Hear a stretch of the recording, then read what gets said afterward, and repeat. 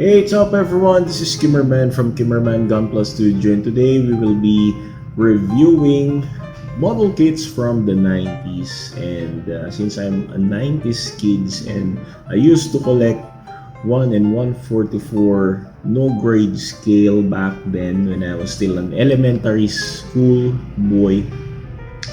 So I want to review this kit before I sell this. Actually, I'm planning to discard my old kits and sell it to those who like to collect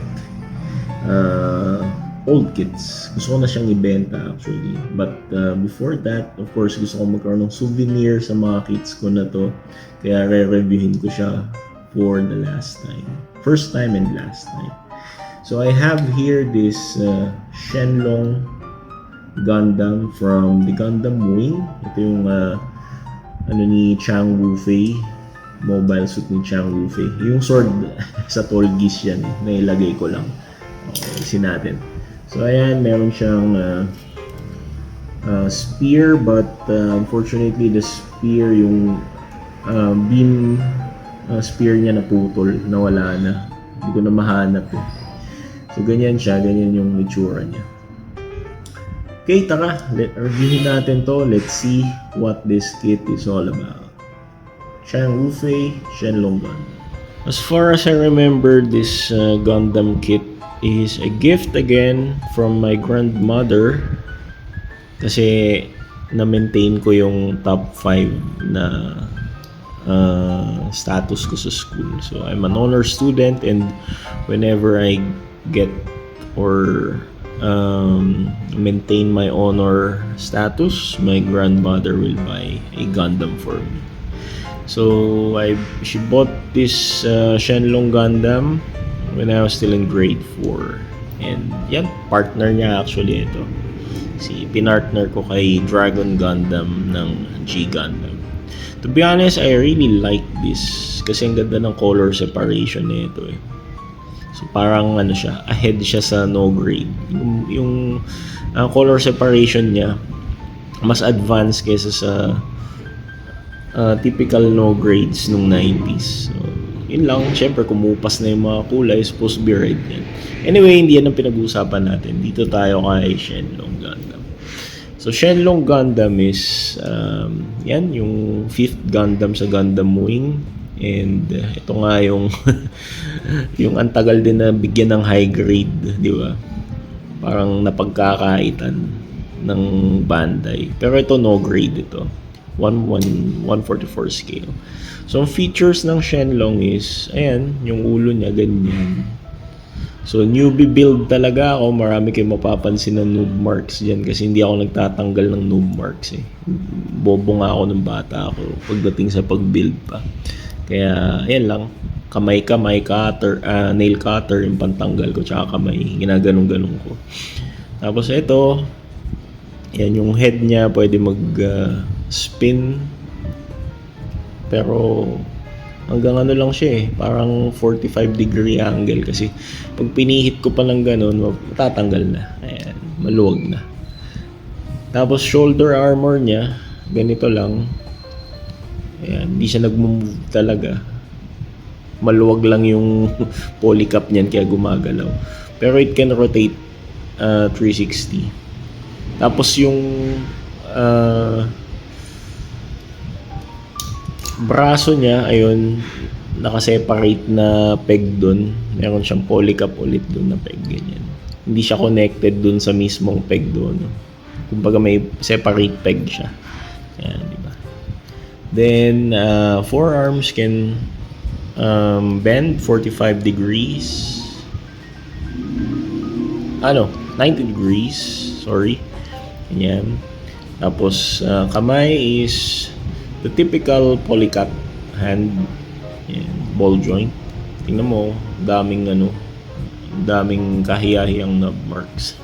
Peg na naiwan. Mga runners. Then the shield, ayan, walang sticker yan. Plain yellow lang yan. Parang sunny side up. Sarap nga ilagay sa puti yan eh. Tapos mukha siyang itlog, di ba?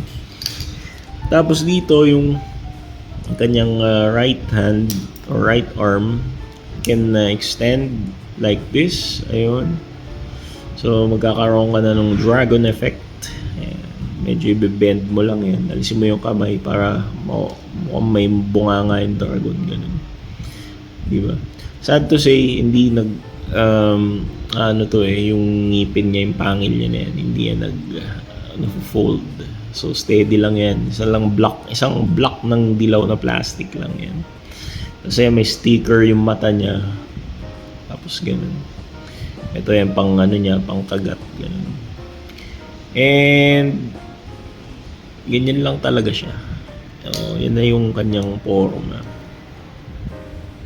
Pero so far, ito yung para sa akin, ito yung Gundam na mas maraming articulation compared sa mga kasama niya dahil nga dito sa gimmick na to. Yan, madami siyang articulation. Tapos by the way, hindi nga pala to pang number 5 sa list ng ng Bandai kasi pang number 2 to second to dun sa Gundam Wing. What I mean number 5 dun sa anime, parang panlima siya na lumabas yata. Correct me if I'm wrong. Tapos ayan, yun lang, maluwag na to. Maluwag na. Parang na yung nito ball joint. Ayun, nakalas na nga yung ball joint. Lumuwag na. Or yung yung parang sakit niya, kumalas dun sa parang peg dito. Tapos hindi ko rin matanggal. Anyway, ayan siya. Ang ganda ng forma niyan. Ito yung Gundam na no grade na mas maraming action pose gaya niyan. O, diba? Ganda o. O, diba? Tapos pag pinorma mo yan, laban sila ni Dragon Gundam. O, diba? Kaso hindi mahaba yung kamay ni Dragon Gundam Ayan. Rar, o, diba?